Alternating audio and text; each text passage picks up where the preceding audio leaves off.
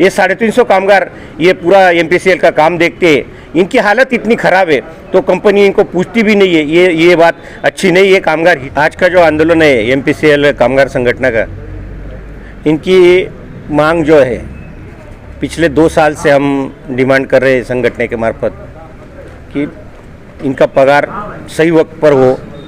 सब कामगारों का पगार 10 तारीख के आत हो जाना चाहिए, लेकिन एमपीसीएल हर महीने कुछ लोगों का पगार करती है और कुछ लोगों का पगार महीना 1.5 महीना लेट करती है।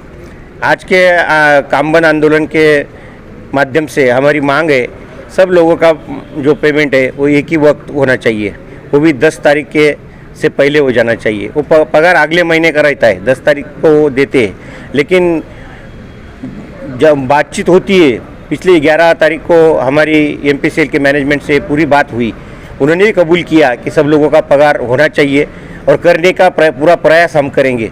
लेकिन पिछले महीने में 60% लोगों का पेमेंट कर दिया और 40% लोगों का पेमेंट हुआ नहीं। इस वजह से कामगारों में एक टकराव हो जाती है, तुम्हारा हो गया मेरा हुआ नहीं। काम तो सब कर रहे कंपनी के लिए, अच्छी तरह से काम कर रहे। मालेगांव का जो पूरी परिस्थिति है भौगोलिक, बहुत ये काम करने में रिस्क ये लोगों की है, लेकिन 12,000-13,000 रुपये पे ये काम करते हैं तो भी वक्त पे पेमेंट नहीं मिलेगा तो उनका परिवार नहीं चल सकता है। इस वजह से हमारी आज की जी मांग है कि पगार टाइम पे होना चाहिए और पगारवाड़ का जो हमने प्रस्ताव दिया है 11 तारीख को, उससे ही कलकत्ता ऑफिस से बात करके हल निकालने वाले हैं। बोनस के बारे में हमने आंदोलन किया था, तब भी 5,000 रुपये बोनस दिया। सरकारी नियम तो 13,000-12,000 रुपये बोनस, 8.33 बोनस मिलना चाहिए था, लेकिन कंपनी ने दिया नहीं। हर बार बातें की जाती कि ये हमारी एम्प्लॉय नहीं है, तुम हमारे कामगार नहीं है, तुम एजेंसी के कामगार हो। हमारा मानना है हम तो एमपीसीएल का बिल्ला लेके काम करते हैं, हमारे साथ तो एमपीसीएल के रेगुलर अधिकारी हमारे साथ काम करते हैं, तो हम कैसे कंपनी के नहीं है? हम प्रिंसिपल एम्प्लॉय कंपनी के हैं और हमारी मांगे आपको माननी पड़ेगी। सोशल सिक्योरिटी कोई भी ये एम्प्लॉय को नहीं है।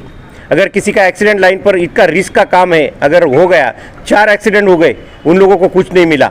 अगर लाइन पे काम करते वक्त अगर इनका एक्सीडेंट हो जाए, उनकी कोई पॉलिसी नहीं है। हमारी मांग है कि 20 लाख रुपए की पॉलिसी इन्होंने निकालनी चाहिए कामगारों की। अगर उसका कुछ कम ज़्यादा हो जाता है तो उसकी फैमिली रास्ते पे आ जाती है।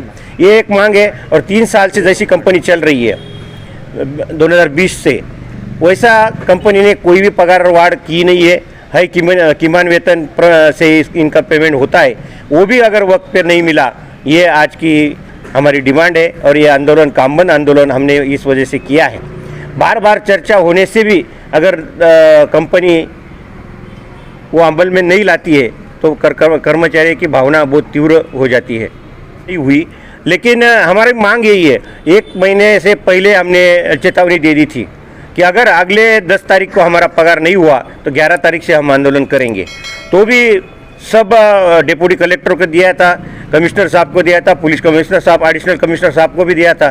सबको हमने हमारी जो मांग है वो दी थी, लेकिन अब भी प्रशासन ने आज आप तक कोई भी हमसे बातचीत की नहीं। वो बोलते हैं, अब एक मीडिया वाले ऊपर गए और वो बोल रहे थे, ये बोले हमारे एम्प्लॉई नहीं, तो फिर बैठे काय को है भाई? काम किसका करते हैं? ये बोलना गलत है कंपनी का। यानी कामगार आयुक्त के साथ जो हमारी मीटिंग हुई थी पिछले साल, वहाँ कामगार आयुक्त ने कंपनी को बोला था इनको अधिकार है, ये लड़कों को इनकी मांगे रखने का अधिकार है, यूनियन करने का अधिकार है, इनकी बातें आपको चर्चा से सुलझानी पड़ेगी। वहाँ उन्होंने लेखी स्वरूप में यस कर दिया, लेकिन आज तक अमलबजावनी इसकी हुई नहीं। ये रोष हमारा भी है, हमको भी आंदोलन करने की कोई हाउस नहीं है, लेकिन अगर कंपनी मानेगी नहीं तो रास्ते पे आने से दूसरा पर्याय ये कामगारों की तरफ नहीं है। ये 350 कामगार ये पूरा एमपीसीएल का काम देखते हैं, इनकी हालत इतनी ख़राब है तो कंपनी इनको पूछती भी नहीं है। ये बात अच्छी नहीं है, कामगार हितों की नहीं है। अगर अपनी बात मनाने के लिए ये आंदोलन हम कर रहे हैं, आज तक कोई बात नहीं हुई, लेकिन पेमेंट डाल दिया ऐसी मालूमात आ रही है। आज शाम तक सब लोगों का पगार हो जाएगा। तो अगर पेमेंट करने वाले तो हमसे बात में हिचक क्यों रही कंपनी? मैनेजमेंट क्यों हमसे बात नहीं कर रही?